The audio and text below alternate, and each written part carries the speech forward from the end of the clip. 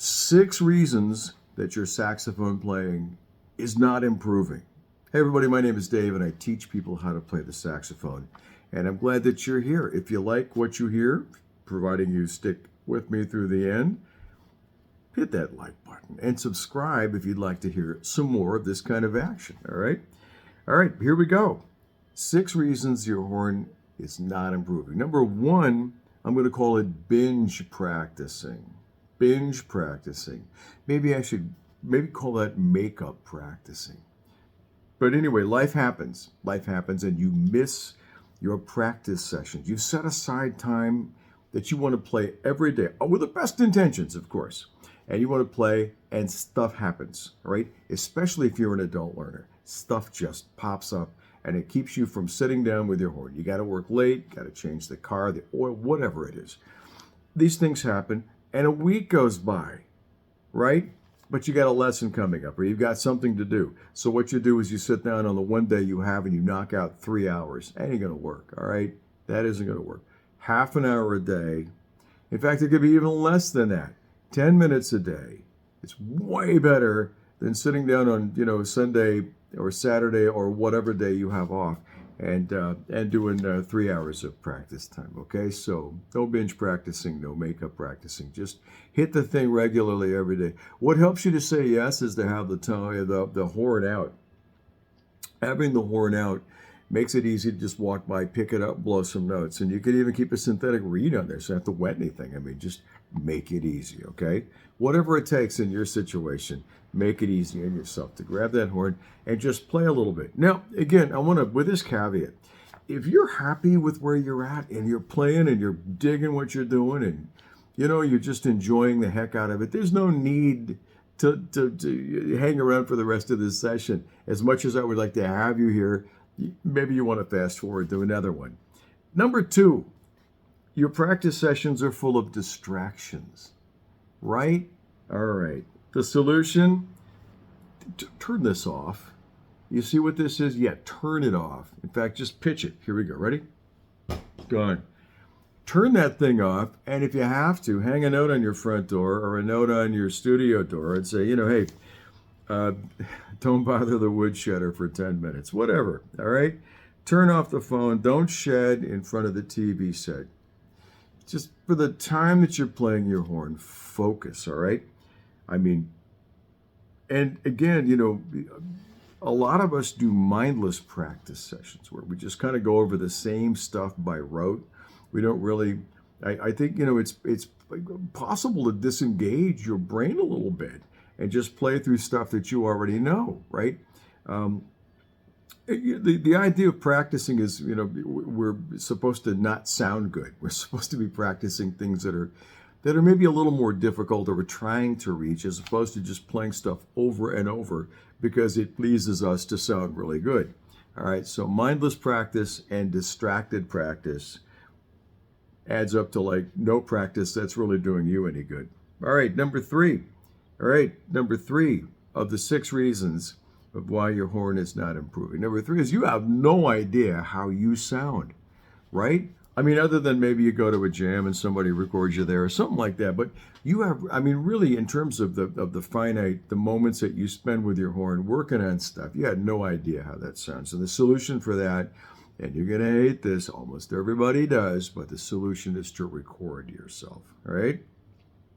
You can do that on the smartphone. Every smartphone has an app or something built in that allows you to record yourself and play it back and listen to it.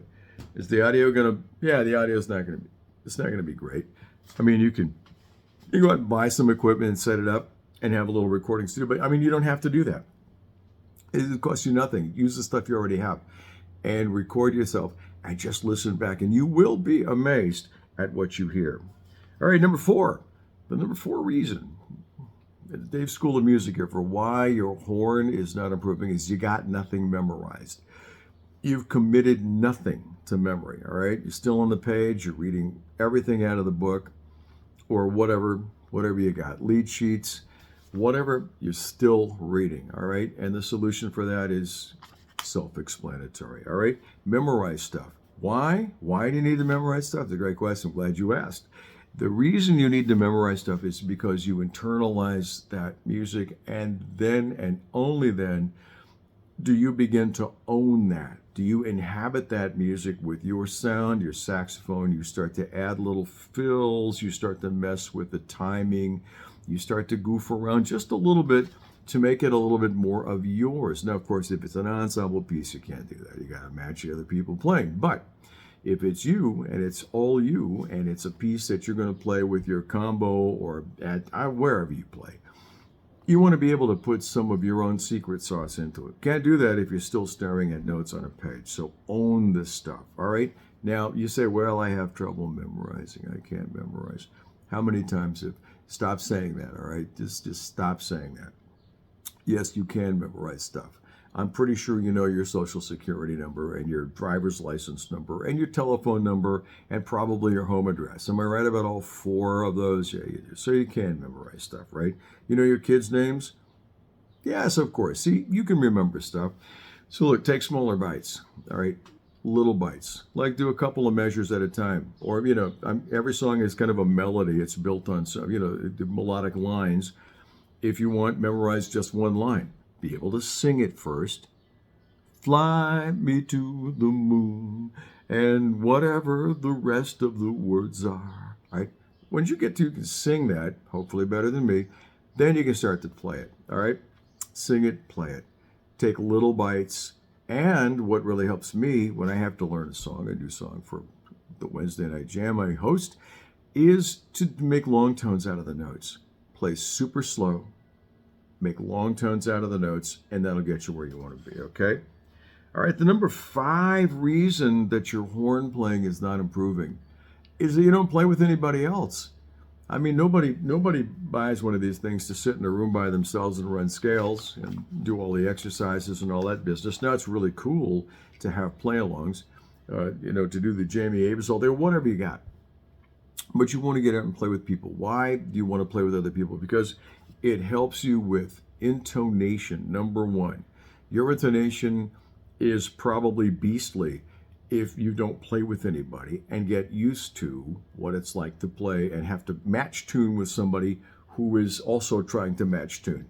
That's gonna sharpen your intonation skills like nothing else. Also, timing. Now, I know you love your metronome. That, in fact, I think, if I may digress, I think the YouTube video I did about using a metronome got possibly the least amount of least amount of views of just about any video that I've ever done for this channel. So the metronome thing did not go over big, but you ought to be using one every time you play. That said, that'll help you, and so we'll play with other people. And where can you find people to play with? Jam sessions. I mean, there must be one for every night of the week here. And I live in, on the West Coast here in Southern Cal. They just happen. They're all over and all kinds of, all levels of jam sessions, all kinds of music, blues, jazz. I'm trying to think, R&B. They just go on and on. So you're able to find. So if you can't find me, get a practice buddy. Go into Craigslist or go to the music store near you and ask the music teachers there for a referral for the instrument that you want to play along with and see how that works out, okay? All right, finally, the last reason that, and this big one, this last one is pure Dave psychology.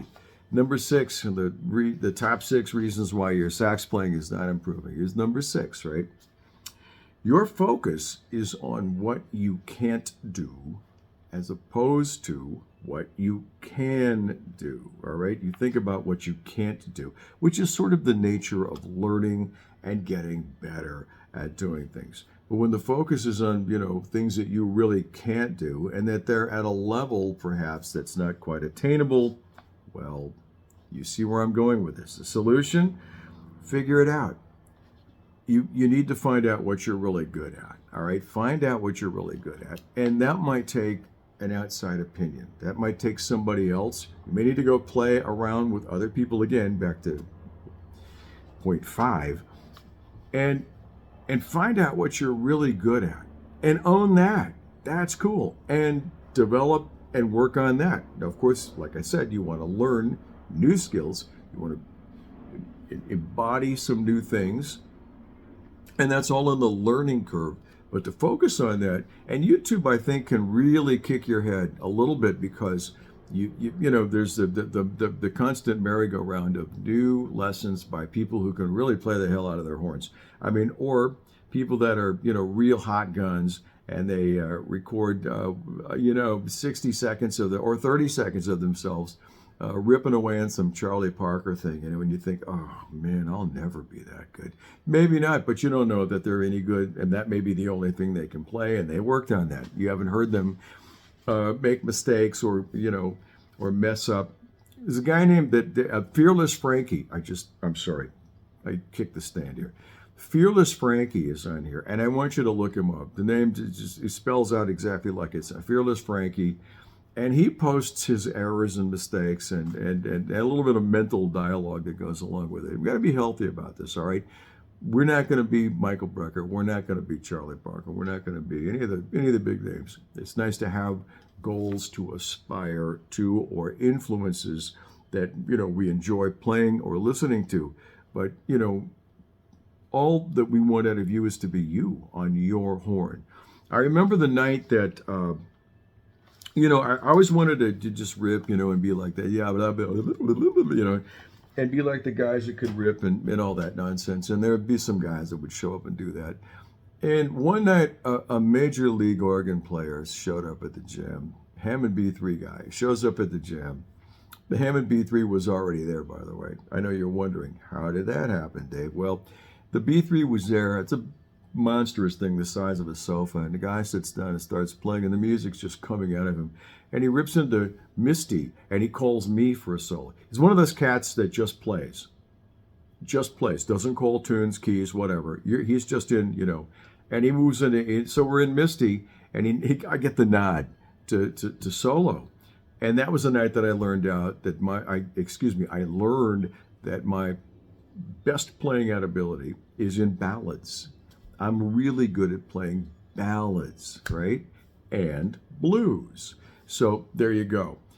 Do we always want something that we don't have? And do we focus on what we're not really good at? Yeah. Do I go up and think, I'm going to try to rip on, and impress everybody in the room with my rippedness? And that doesn't work. So just throw that out the window. Find out what you're really good at and focus on what you can do and develop that, okay? While learning new skills, all right? Hey, if you have any questions, reach out to me. I'll give you a little link in the description below that you can ask any questions that you want if you want to, one-on-one. And I'm going to put a little bit of information on how you and I can work together if you'd like to do that as well. And if you have any comments, I'd love to hear them. Love to hear what your process is. What have you discovered about your own playing or your own process that has held you back and kept you from being able to get better at your horn, all right? All right, hey, listen, that's all I got. Be good to each other. Play that horn every day. Pick the thing up every day. I mean, make it easy. Look at this. I got it right here. Cha-cha-cha. See, with my little towel in it from the last lesson. I got a stand. There's a little stand. Look at that. How easy is this? I mean, these things are cheap. And I keep it right here. And I make sure that it's ready to go so that when I have a minute, I can come in here and grab it and just play, whatever. All right. Again, I've rambled way over time. Thank you for being here. Again, if you like what you heard, subscribe, hit that like button, and I will see you again next week. All right, take care.